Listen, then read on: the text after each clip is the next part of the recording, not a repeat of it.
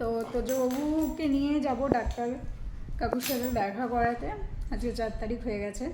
আমি এনেছি শুধু এই বেল্টের এটা ধরার জায়গাটা, আর তোজবাবু এনে এইটাকে মুখে করে নিয়ে ফেলছে যে আমাকে পরিয়ে দে, এবার আমাদের যেতে হবে। গোলু নাচতে নাচতে চলে গেছে অন্য ঘরে, মানে কে যাবে এবার সেটা দেখবে। বড়দিদি তো যাবে ফিক্সড, বড়দিদির সাথে আর কে কে যায়। মাম্মা নে গোলু,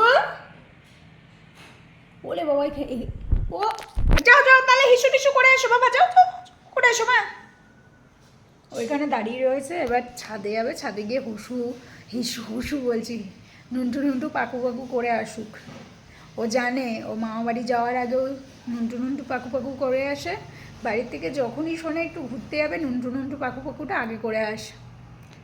মা আয় বেলটা বেঁধে দিই তারপরে যা, আসো আসো আরে আমার লক্ষ্মী ছানা, আমার হাত দাও, টাটা যাবে তো, টাটা যাবে তো, হাত দাও আমার হাত দাও।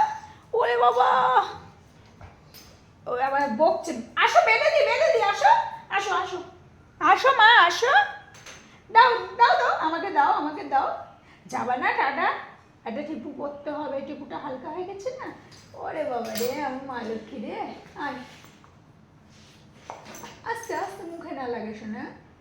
এই বেল্টটা আর কদিন, কারণ পুজোতে নতুন বেল্ট বেরোবে। দেখেছো দেখেছো দেখেছো, এবার বড়দিদির সাথে আবদার, বড়দিদির কাছে আবদার। ওরে বাবা এইটা কে নেবে, এইটা কে নেবে, এইটা বেল্টের আর একটা